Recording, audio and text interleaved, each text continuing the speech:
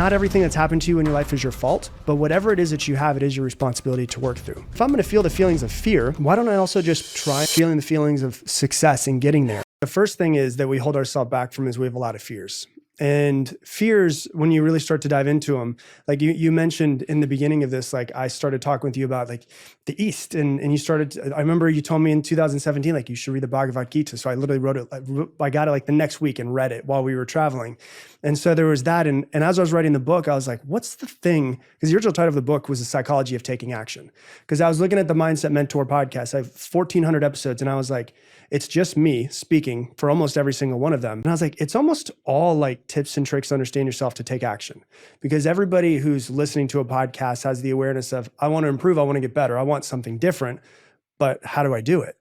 And so I started saying, okay, if taking action is what the book's going to be about, like, why don't people take action in the first place? And one of the things that pops up for people is fear. Like there's some sort of fear that pops up for them. And I had a conversation with one of my friends who went and lived in the tribe with a tribe, a native Brazilian tribe in the middle of Brazil. And so he had to fly into a town, he had to hop on a boat and go for 2 days on a boat in the middle of nowhere. And he started talking to me about these things that he called primal fears and intellectual fears. So like a primal fear is pain or death is attached to it.